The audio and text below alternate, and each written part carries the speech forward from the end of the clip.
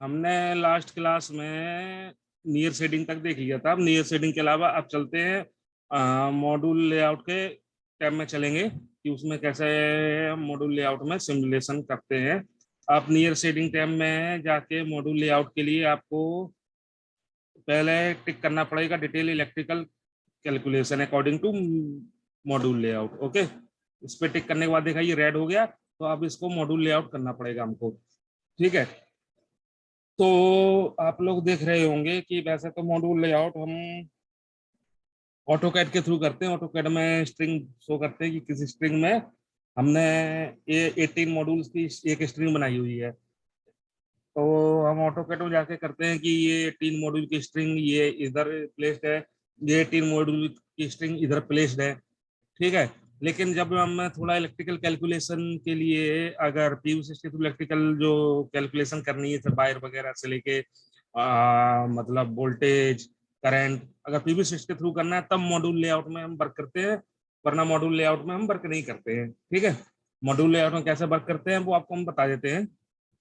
तो module layout में कैसे वर्क करते हैं, तो हमने क्या हुआ कि मॉड्यूल कैसे प्लेस किए थे, हमने मॉड्यूल लैंडस्केप प्लेस किए थे कि पोर्ट्रेट पोर्ट्रेट किए थे।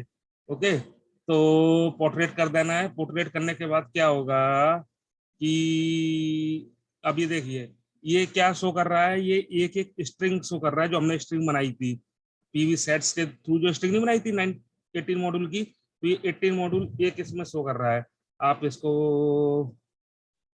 देखिए, क्लियर है कि आपको ये 18 मॉड्यूल का एक स्ट्रिंग शो कर रहा है।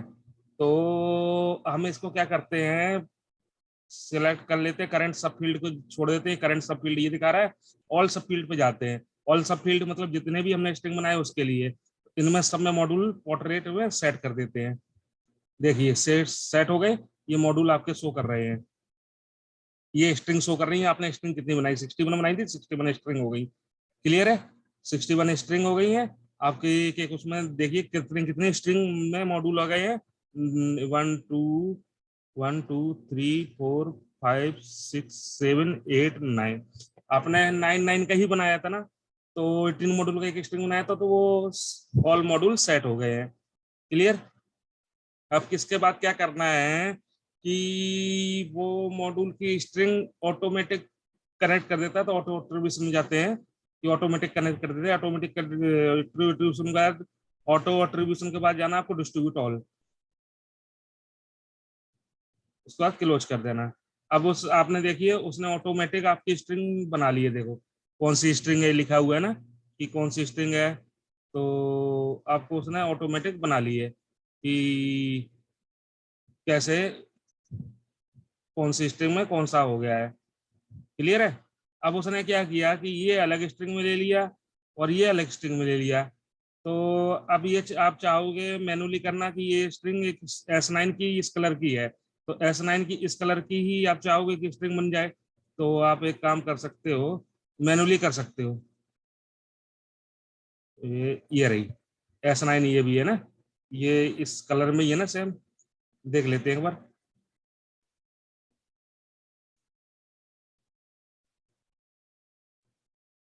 तो जूम करते हैं, यहाँ S9 ही है, तो इसको हम यहाँ से डिलीट कर देते हैं। और ये एस ऊपर वाली कौन सी है, S20 है, S19 है, सॉरी, तो S9 किधर है, S9 इधर है।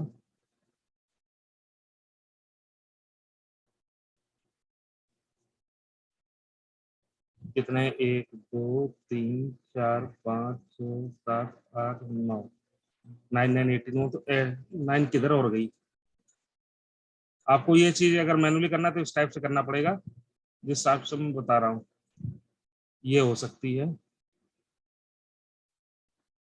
तो ऐसे ऑटो में ये प्रॉब्लम हो जाती है, आपको मैनुअली करना पड़ सकता है। ये S29 हो गई। S1 को ही ले लेते हैं,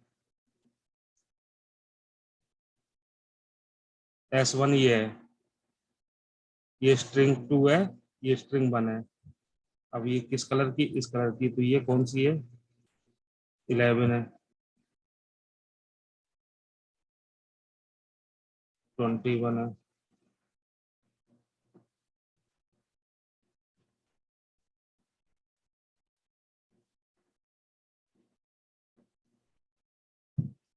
देखो 21 वहां की यहाँ आ गई, तो 1 की किधर गई, 41, 51, 41 ये वाली आ गई, तो 1 किधर गई, 51। स्ट्रिंग 1 उसने देखो टोटली ले ली यहाँ पे, सवेरे।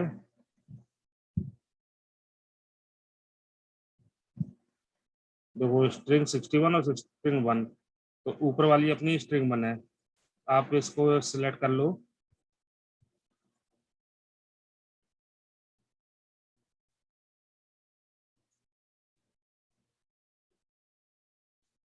अब ये स्ट्रिंग जो 1 है इसको हम ऐसे करते हैं, स्ट्रिंग 1 को सिलेक्ट कर लेते हैं, और उसके बाद इसको यहाँ से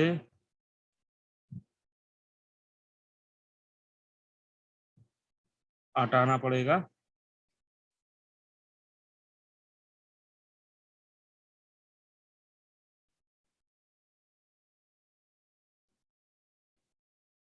ठीक है, इसको राइट क्लिक करना है। नहीं, इधर से नहीं करना, इधर को तो रहने देते हैं, इसको तो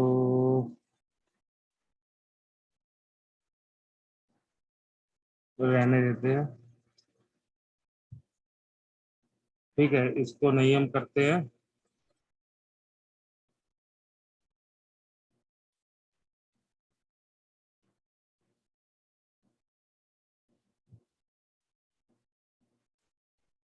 उसने ऑटो एट्रीब्यूशन में दूर दूर जाके कर दिया, प्रॉब्लम यही क्रिएट कर दी। अब इतनी दूर जाके उसने किया, ये यहाँ पे जाके किया,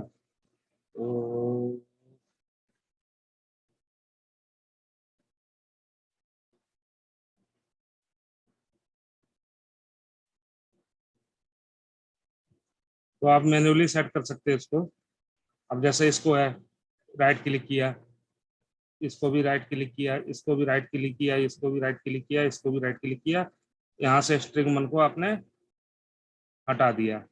ओके, अब क्या करोगे आप,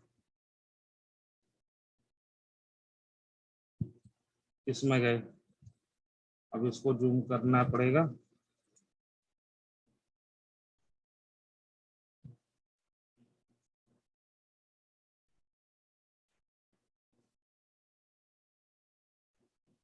यहाँ से स्ट्रिंग 2 को हटाना पड़ेगा।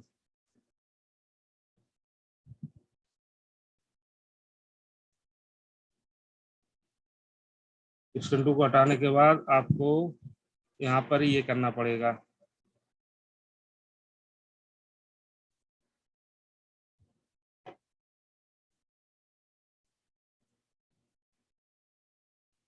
ठीक है, इसको स्ट्रिंग 1 करना पड़ेगा आपको,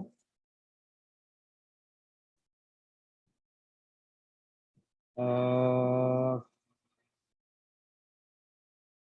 इसको स्ट्रिंग 1 कर दिया, और हमने कहाँ से हटाया था,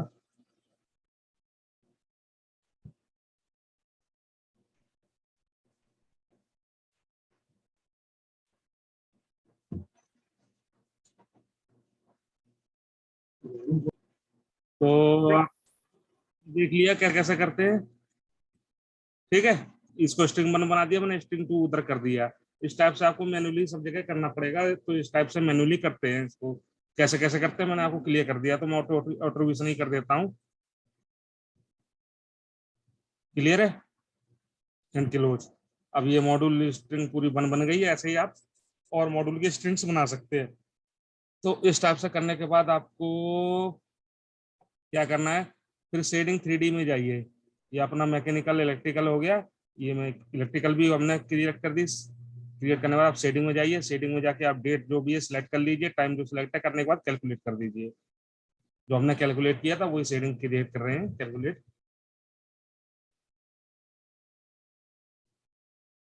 कैलकुलेट हो गया। कैलकुलेट होने के बाद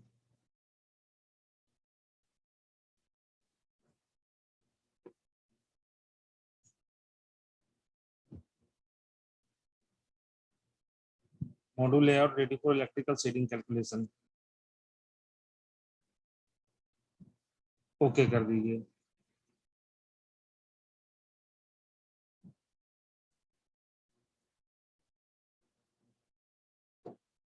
देखा हो गया सब कुछ आपका, ओके कर दीजिए आप, हो गया। अब नियर शेडिंग में आपने detail electrical calculation according to module layout कर दिया था, इसलिए उसमें कुछ करने की जरूरत नहीं पड़ी।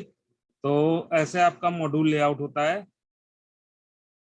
अब हम एनर्जी मैनेजमेंट में जाने से पहले रन सिमुलेशन करना पड़ेगा हमें, क्योंकि रन सिमुलेशन करेंगे उसके बाद ही कि ये टैब भी ओपन होगा, एनर्जी मैनेजमेंट तभी वर्क करेगा।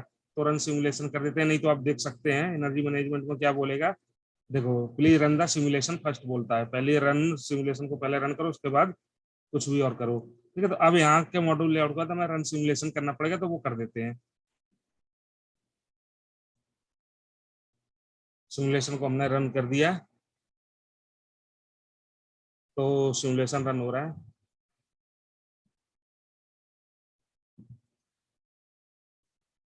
देखिए थोड़ा टाइम लेगा।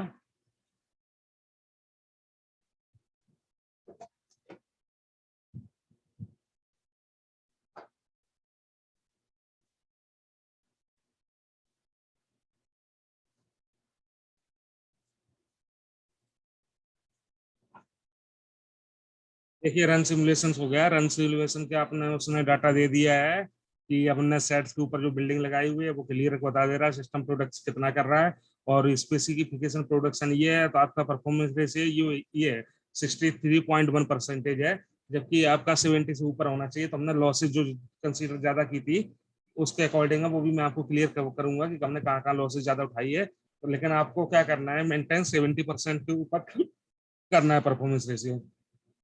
आपका इतना प्रोडक्शन हो रहा है, देख लीजिए, क्लियर है। तो उसका परफॉर्मेंस रेशो आप देख लीजिए इतना कम हो गया, 70% से ऊपर होना चाहिए। ठीक है, नॉर्मलाइज प्रोडक्शन देखो, प्रोडक्शन कितना हो रहा है पर डे का, पर डे, जबकि आपको कम से कम 4 यूनिट से ऊपर होता है।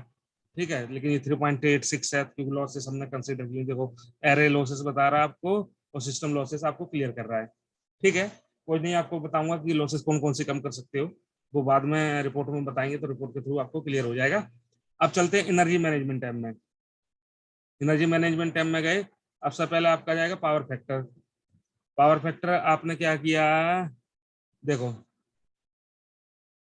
कि इन्वर्टर में आपका पावर फैक्टर डाउन वो होने की जरूरत ही नहीं रहती है, कि इन्वर्टर के थ्रू आपका पावर फैक्टर, जो इन्वर्टर के थ्रू आपका एक्चुअल पावर जनरेट होती है, ट्रू पावर जनरेट होती है, तो उसमें पावर फैक्टर हमेशा बन रहता है, इसलिए पावर फैक्टर को इसने यहाँ पे कंसीडर नहीं किया है। ठीक है, वो एक्टिव पावर, देखो एक्टिव पावर पे टिक होके रखा है ऑलरेडी, क्लियर है।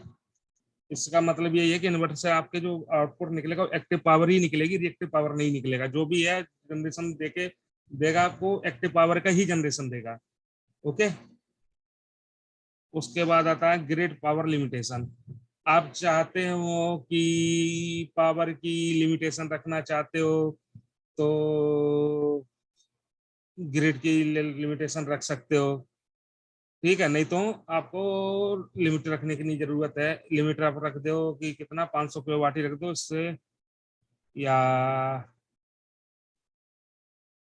या यूज ग्रिड पावर लिमिटेशन कर लो, चलो 400 किलोवाट रख दो आप।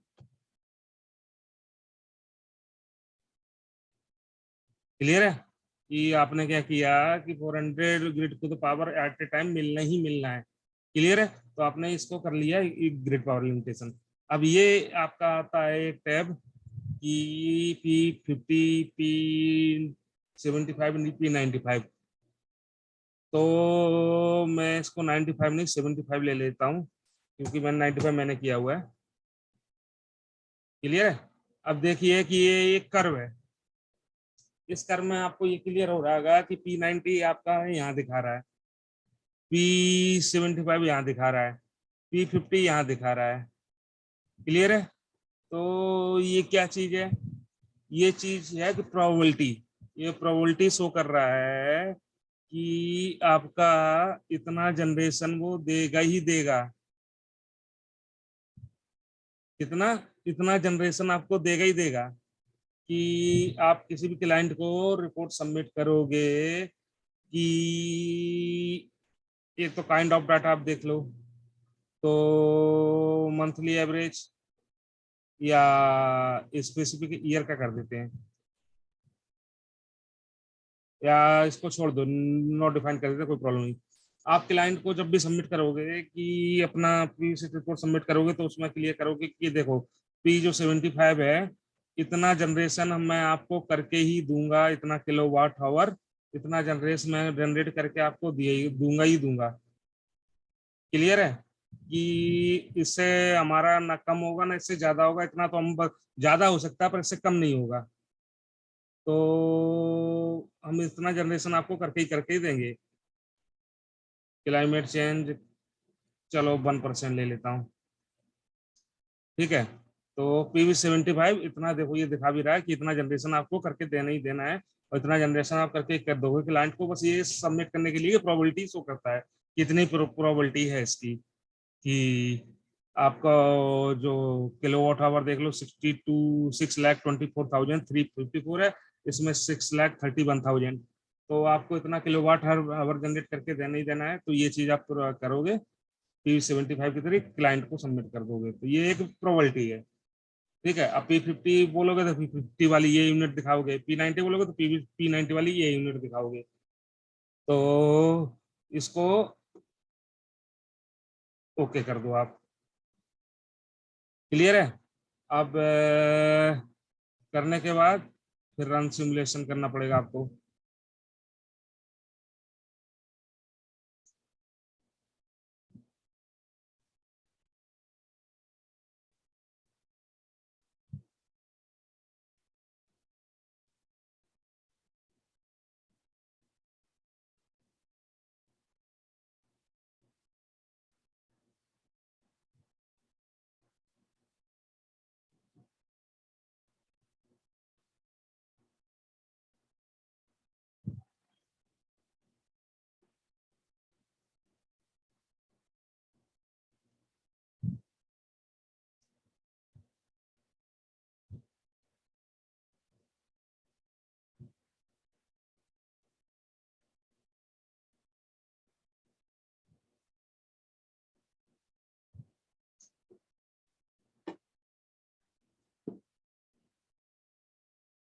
आपने यहाँ तक आप कर दिया, यहाँ से करने के बाद आप जाओगे इकोनॉमिक इवैल्यूएशन में, जो आपको मैंने सिखाया था कि आपका फाइनेंशियल मॉडलिंग कैसे होती है। आपको फाइनेंशियल मॉडलिंग करने के लिए क्या चाहिए होता है कि कितने ईयर में आप उसको रिटर्न दोगे, तो कितने ईयर में आपका प्रोजेक्ट रिटर्न करके देगा।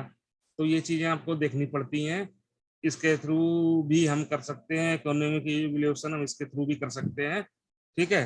तो जो फाइनेंशियल मॉडलिंग है इसके थ्रू भी कर सकते हैं। ये वाली रिपोर्ट क्लाइंट को सबमिट होगी, आप एक्सेल के थ्रू भी कर सकते हो, इसको थ्रू भी करके आप क्लाइंट को सबमिट कर सकते हो। क्लियर है? तो अब इसके थ्रू कैसे करते हैं वो हम बता रहे हैं। फाइनेंशियल मॉडलिंग है एक तरीके से। सबसे पहले आपको क्या करना पड़ेगा, अपनी करेंसी करनी पड़ेगी। तो करेंसी हम सिलेक्ट कर लेते हैं। करेंसी हमारी क्या है, INR है। तो INR इंडियन रुपीस में कर दिया, ओके। अब उसके बाद ग्लोबली से ज्यादा हम बाट पीक में करने की कोशिश करेंगे। बाट पीक करने के बाद इस स्टेप में जब आएंगे तो हम ग्लोबली आएंगे, तभी ये करना आपको आसान होगा, नहीं तो नहीं कर पाओगे आसानी से। ठीक है। तो उसने ऑटोमेटिक जो सपोर्ट है मॉड्यूल के, ऑटोमेटिक उसने उठाए हुए हैं इतने। तो हम एक मोटी मोटी इसकी प्राइस ले लेते हैं। आप चाहो तो ऐसे करके कर सकते हो कि आपने जो मॉड्यूल की कॉस्ट की उसके हिसाब से। तो मैं कर देता हूँ, पर बाट पीक कितना हमारा पड़ रहा है, 18 रुपये पड़ रहा है मॉड्यूल। और स्ट्रक्चर पड़ रहा है 5 रुपये। ठीक है। और इन्वर्टर इन्वर्टर का मैं 2 रुपए ले लेता हूँ। आपको एक्चुअल करना पड़ेगा, ये मैं तो अंदाजे से कर रहा हूँ। क्लियर है? तो स्टडी और एनालिसिस में भी इंजीनियरिंग वगैरह सब कुछ मिला के मैं 1 रुपए रख लेता हूँ। मैं आपको सिर्फ अभी शॉर्ट फॉर्म में शो कर रहा हूँ, आपको डिटेल करना पड़ेगा। मैंने आपको सिखा दिया कैसे करते हैं, वो मैं आपको कर चुका हूँ कैसे कैसे करते हैं। इंस्टॉलेशन ले लेता हूँ, सेट में 1.5 टोटल ही ले लेता हूँ, 1.5 रुपए हम देते हैं। ठीक है, तो आपकी कितनी होती है? 37,000 रुपये, 35,000 रुपये पर वाट पीक होती ना, कम से कम कॉस्ट आएगी 35,000 समथिंग आएगी। तो आप लैंड कॉस्ट भी ले लो, लैंड कॉस्ट ले लो आप 4 रुपए ले लो, 31 हो गई। चलो ठीक है, 31 हो गई, जबकि आपकी 35,000 के आसपास आएगी। 500 की 500 जो किलो वाट पीक है उसके लिए कम से कम 35 रुपीज आएगी। क्लियर है? तो ये आपकी ग्रॉस इन्वेस्टमेंट हो गई। सब्सिडी सब्सिडी वगैरह टैक्स वगैरह हमें कुछ नहीं चाहिए। अब उसके बाद ग्लोबल पे जाते हैं। तो ग्लोबल पे आपका कितना रुपए लग गया इसके बनाने के लिए, देख लो कितना आइए रहना है। 1 करोड़, 1 2 3 4 5 6 7, 1 करोड़ 88 लाख लग गया है। क्लियर है? 1 करोड़ 88 लाख रुपए आपका 4.5 करोड़ का समथिंग मैंने आपको बताया था कॉस्ट। 4 से लेकर 4.5 करोड़ के आसपास आपकी कॉस्ट आती है 1 मेगावाट के प्रोजेक्ट में। ये 500 किलोवाट का है, तो 500 किलोवाट का आपका हो गया कि आधा कॉस्ट हो गई 2 करोड़। तो 2 करोड़ के आसपास ही देखो पहुंच गई। अगर 35 के हिसाब से कर देते 2 करोड़ के आसपास पहुंच जाती। ठीक है, अब इसमें से आप सोचो कि आप कितना ले रहे हो। 150 लोन ले रहे हो, 1 करोड़ 50 लाख लोन ले रहे हो। 150, ये 1 कहाँ से आया, सॉरी, 150 1 1 2 3 4 5, आपने इतना ले लिया और ये 25 साल के लिए है। आप जेब से कितना लगा रहे हो? आप लगा रहे हो 38 कितना हो गया? 499, 499,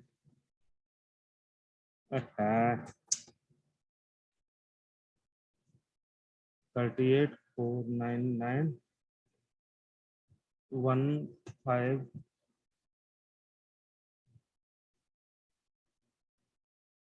loan project time loan interest rate duration must. तो इंटरेस्ट रेट तो मैं करता हूँ 25। ठीक है, तो आपका इंटरेस्ट रेट लेता हूँ 13%।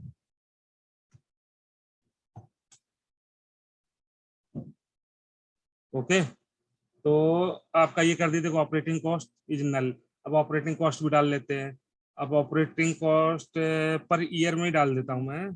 पर ईयर में डाल देता हूँ 500 किलोवाट की 13 रुपए के हिसाब से होती है। तो मैं कर देता हूँ एक 13 लाख कर देता हूँ।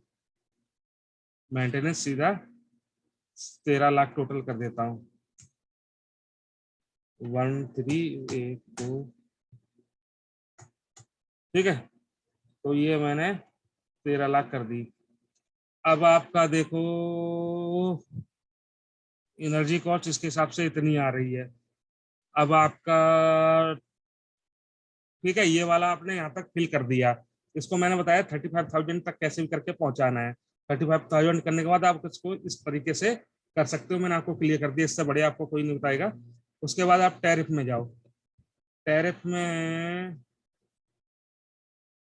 तो आपका फिक्स टैरिफ इन पीपीए करोगे तो इसमें तो आपको कुछ किसी करने की जरूरत नहीं है। तो फिक्स्ड फीड इन टैरिफ कर दो आप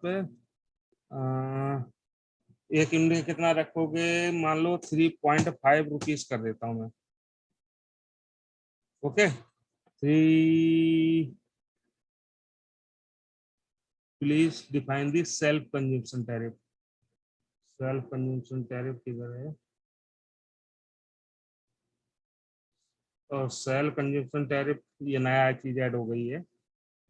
सेल्फ कंजम्पशन टैरिफ मान लो आपकी कितनी होगी सेल्फ कंजम्पशन की, आप पेमेंट करोगे 8 रुपए करोगे, तो 8 रुपीज कर दी मैंने। ओके, तो 8 रुपए हम कर रहे हैं, पीपीए कितने पे कर रहे हैं,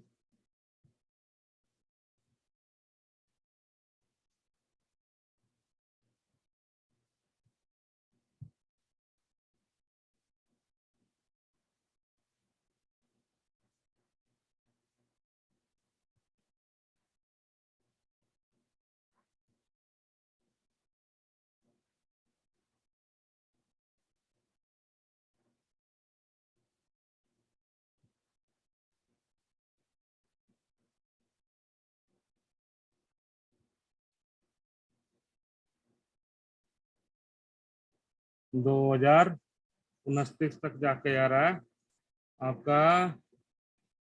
लोन का ये है, मेंटेनेंस का ये है, आपको ये देखना पड़ेगा कैश फ्लो कैसा रहता है। ईयरली ग्राफ ये आपका हो गया, ये नेट प्रॉफिट का हो गया।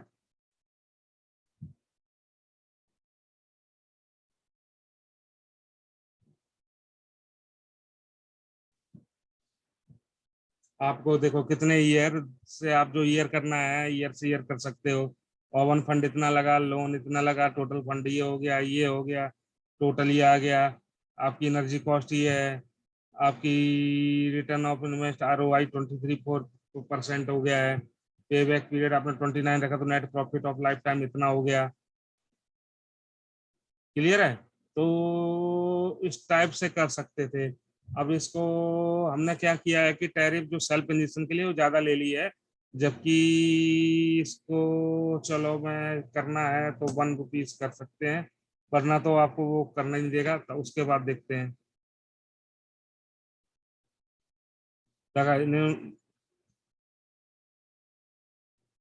The investment is not profitable with the given financial input, इसमें प्रॉफिटेबल नहीं है। क्लियर है, आपका प्रॉफिटेबल नहीं है, आपको ये बोलना चाहिए। तो आपने देखा ये प्रॉफिटेबल नहीं है। अब प्रॉफिटेबल क्यों नहीं है, उसका रीजन ये है कि आपका जो प्रोजेक्ट बनाने में कॉस्ट लगभग आपकी कितनी आ रही है कि 4.149 1 किलोवाट के लिए रुपीस आ रही है, और आप पीपीए कितने पे कर रहे हो, 3 रुपए पे। तो 3 रुपए पे करोगे तो आपका प्रॉफिट होगा, नहीं होगा, आप लॉस में ही जा रहे हो। देखो ये पूरा जो ऑरेंज कलर में शो कर रहा है, ये पूरा लॉस में शो कर रहा है। आप देख रहे हो टैक्स में भी प्रॉफिट नहीं आ रहा है, सब जगह आप लॉस ही लॉस में जा रहे हो। क्यों आ रहा है, क्योंकि आप जनरेट इतने पे कर रहे हो, सेल कर रहे हो 3 रुपए पे, तो आपका नुकसान हो रहा है। अब हमें क्या करना पड़ेगा, 4.19 पे हो रहा था, तो मैं अब इसको 5 रुपीज पे सेल करता हूँ और कंजम्पशन 8 रुपए पे लेता हूँ। अब देखो, अब प्रॉफिट में आ गया आपका प्रोजेक्ट। अब क्या प्रॉफिट में आया, आप देखो इतने ईयर के बाद आपको ये रिटर्न ऑफ इन्वेस्टमेंट देना चालू हो जाएगा। देखो रिटर्न ऑफ इन्वेस्टमेंट ROI कितना आ गया। आपका पेबैक पीरियड क्या है, 11 ईयर।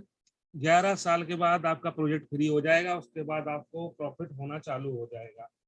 क्लियर है, तो ये चीज हो रही, 11 साल में आपको लग जाएंगे प्रॉफिट आने में। तो आप 6 रुपए पे कर सकते हो, 6 रुपए पे करोगे तो और कम हो जाएगा।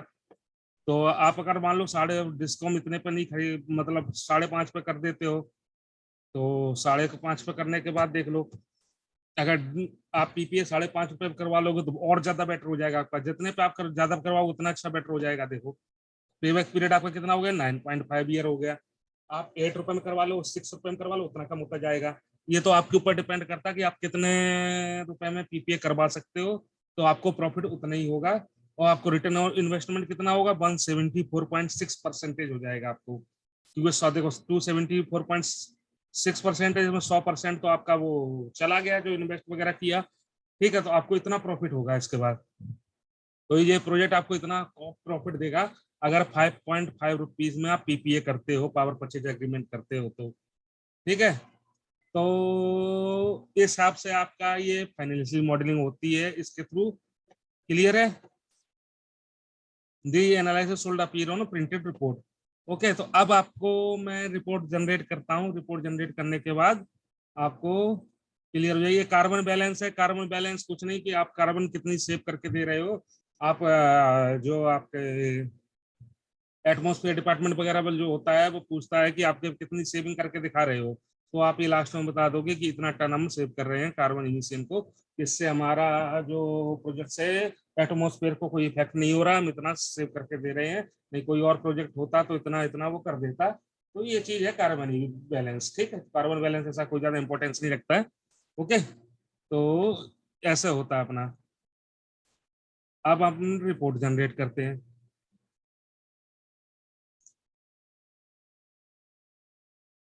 देखिए रिपोर्ट जनरेट हो रही है। 11 पेज की रिपोर्ट है। ठीक है, अब ये रिपोर्ट मैं आपको अगले क्लास में बताऊंगा कि कैसे कैसे होती है रिपोर्ट का। ठीक है।